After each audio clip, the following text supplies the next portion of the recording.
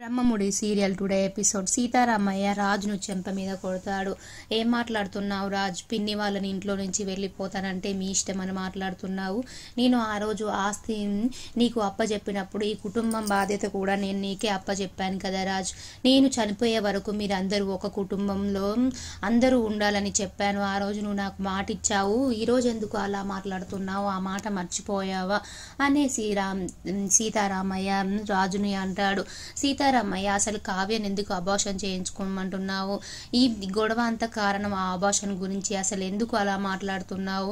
అసలు చెప్పు అనేసి అంటాడు. అప్పుడు రాజన్, నా నిర్ణయంలో ఎలాంటి మార్పు లేదు తాతయ్య. కావ్యను అబార్షన్ చేయించడానికి అందరూ ఎలా ఒప్పిస్తారో ఒప్పించండి అనేసి వెళ్ళిపోతాడు. అప్పుడు అందరూ షాక్ అయిపోతారు. మళ్ళీ అబార్షన్ అనే మాట్లాడుతున్నాడు, రాజు మాత్రం నిజం చెప్పడం లేదు అనేసి కోపంగా ఉంటారు. అప్పుడు ధాన్యలక్ష్మి, కావ్య ఏం చేస్తావో ఎలా చేస్తావో, రాజు నీకు నిజం చెప్పేలా చేస్తావో లేదంటే నువ్వేం చేస్తావో నాకు తెలియదు. ఇంట్లో మాత్రం గొడవలు అయితే నేను, నా కొడుకు, నా కోడలు, మా ఆయన మేమందరం ఇంట్లో నుంచి బయటకు వెళ్ళిపోదాము అనేసి చెప్తుంది.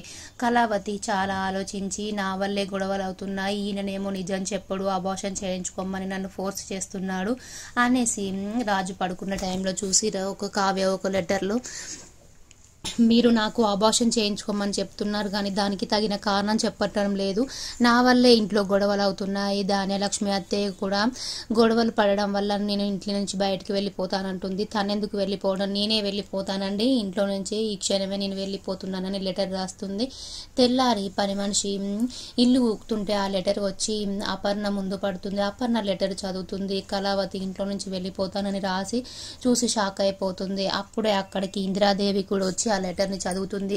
అపర్ణ, అసలు కావ్య ఇంట్లో నుంచి వెళ్ళిపోవడం ఏంటి అనేసి అంటుంది. అప్పుడు అపర్ణ రాజ్ అని గట్టిగా పిలుస్తుంది. రాజ్ నిద్రపోతూ ఉంటాడు. అప్పుడు రాజ్, ఏంటి అమ్మ పిలుస్తుందని లేచి వాళ్ళ అమ్మ దగ్గరికి వచ్చి, ఏమైందమ్మా అలా గట్టిగా అరిచావు అనేసరికి అపర్ణకి కోపం వచ్చి, అసలు కావ్య ఇంట్లో లేదు, ఇంట్లో నుంచి బయటకు వెళ్ళిపోయింది రాజ్ అనేసి అంటుంది. అప్పుడు రాజ్ షాక్ అయిపోతాడు. కావ్య ఇంట్లో నుంచి వెళ్ళిపోవడం ఏంటి అనేసి అనుకుంటాడు. అప్పుడు అపర్ణ, అసలు నువ్వు తనని ఎందుకు అబార్షన్ చేయించుకోమంటున్నావు? తను అలా ఫోర్స్ చేయడం వల్లే ఇంట్లో నుంచి వెళ్ళిపోయింది అనేసి అంటుంది. అప్పుడు రాజు, నేనేమన్నానమ్మా, అబార్షనే చేయించుకోమన్నాను కానీ దానికి కారణం మాత్రం నేను చెప్పనమ్మా అనేసి అన్నాడు. అప్పుడు రుద్రాని, అసలు తను ఎందుకు ఇంట్లో నుంచి వెళ్ళిపోయింది, తను ఏదైనా చేసుకుంటే మన మీదకే కేసు ఇట్లా వస్తే మనందరం జైల్లోకి వెళ్ళాలి అంటుంది.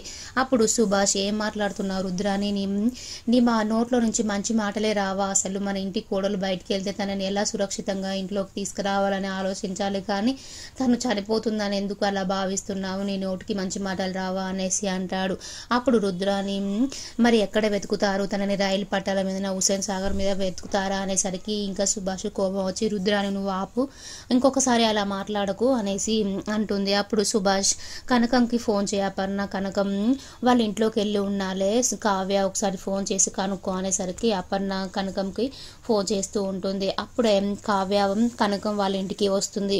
వచ్చేసరికి కనకం చాలా హ్యాపీగా ఫీల్ అవుతుంది. ఏమండి అమ్మాయి మన ఇంటికి వచ్చింది, అల్లుడు గారు కూడా వచ్చి ఉంటారు అనేసి అనుకుంటుంది.